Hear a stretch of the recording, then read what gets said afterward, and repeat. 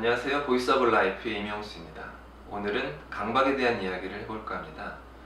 강박이라고 하면 일반적으로 가스불을 체크한다던가 문을 체크한다던가 정리정돈을 너무 완벽하게 하려고 한다던가 아니면 손을 씻는다던가 하는 것들을 주로 많이 생각을 하십니다. 그런 것들도 다 맞습니다. 맞는데 오늘은 강박을 조금 더 넓은 의미에서 한번 이해를 해볼까 합니다. 어떤 이미지나 생각, 감정, 충동 이런 네 가지 것들이 본인의 의지와는 상관없이 계속 내 의식 수준으로 들어오는 겁니다. 자꾸 떠오르는 거죠. 그러면 불편해집니다. 왜냐하면 그건 되게 이질적이기 때문에 그래요. 그것이 어떤 생각이건 이질적으로 느껴지는 생각, 충동, 감정, 이미지들이 떠오르면 불안하고 그것을 회피하고 싶어집니다. 그래서 그 불안을 낮추기 위해서 어떤 행동들을 하는 것, 이런 것들을 이제 강박 장애라고 합니다. 대개는 우울증이랑 동반되는 경우들이 매우 많아요. 우울하신 분들이 부정적인 생각을 되게 많이 하시게 되죠. 그리고 어떤 충동들도 많이 느끼게 됩니다. 자해 충동, 자살 충동 같은 것들도 많이 느끼게 되는 거죠. 그런데 그런 것들이 계속 한번 머릿속에 들어와서 빠져나가지 못하고 루프를 타듯이 계속 돌고 하는 거죠. 미국에서 오신 분은 그렇게 이야기를 하더라고요. 스파이럴이라고 하는 스파이럴, 나사 돌듯이 계속 도는 거예요. 그래서 머릿속에서 빠져나가지 않고 있는 거죠. 그런 것들도 우울증이면서 동시에 강박적인 패턴으로 나타나는 것이죠.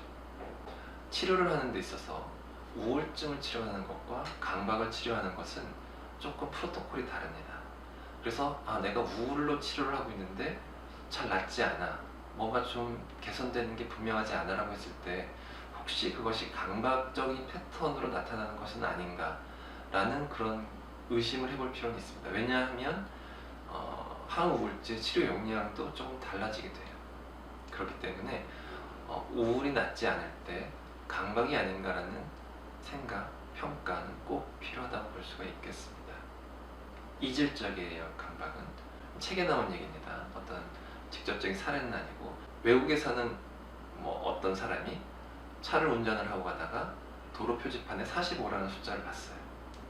45마일 제한 속도 딱 보는 순간 내가 45살까지밖에 못 살겠구나 라는 생각이 확 들었다고 해요. 쓸데없는 생각이죠. 아무 근거 없는 생각입니다. 그런데 어느 순간부터 계속 그 생각이 머릿속을 반복적으로 침범해 들어오는 거예요. 너무 불안해지는 겁니다. 그러다가 또 어느 날은 무슨 다리를 건넜어요. 그리고 나서 들은 생각은 뭐냐면 내가 이 다리를 다시 못 건널 것 같아 라는 생각이 들었다고 해요. 그러니까 다리를 건너서 집으로 퇴근을 하고 한참을 가다가 내가 저 다리를 다시 못 건널 것 같다는 생각이 계속 들어오니까 너무 불안해지는 거예요. 그럴 때 그 사람은 어떤 행동을 선택할까요? 집에 가서 편히 잘 수 있을까요? 못 잡니다. 그러면 다시 돌아가요. 돌아와서 다시 다리를 다시 한번 건넙니다. 무사히 건넌 걸 확인하고 나서야 그렇지, 내 생각이 쓸데없는 생각이었지, 나는 다리를 무사히 건넜잖아 다시 라고 생각을 하고 비로소 가서 편안하게 잠을 잡니다. 그런데 그게 한 번으로 끝나는 것이 아니라 자꾸 반복되는 거예요.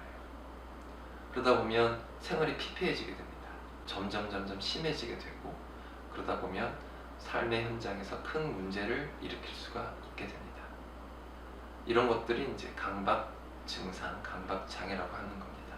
강박은 없는 것이 정상이고 있는 것이 비정상, 이렇게 있거나 없거나의 문제는 아니에요. 누구나 강박은 다 가지고 있습니다. 마치 체온이 0도가 정상이 아니고 36.5도가 정상인 거와 마찬가지예요.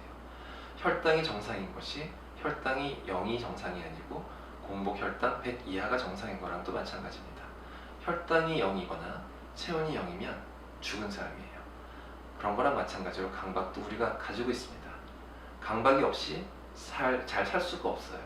시간 약속도 잘 맞춰야 되고 정리정돈도 해야 됩니다. 징크스도 일종의 강박의 연속선상에 있는 겁니다. 어떤 여성분들은 스타킹을 왼쪽부터 신어야 된다는, 또 어떤 사람은 계단을 올라갈 때 항상 왼쪽부터 올라가야 된다는, 본인이 인식을 많이 하건 적게 하건 간에 그런 스스로만의 어떤 룰이 있어요. 운동선수들도 보면 되게 많은 징크스들이 있는데, 가령 투수들이 투구 이닝을 끝나고 이제 다시 벤치로 돌아올 때 절대로 그라운드에 손을 밟지 않는 사람들이 있어요. 통 튀어서 넘어가죠.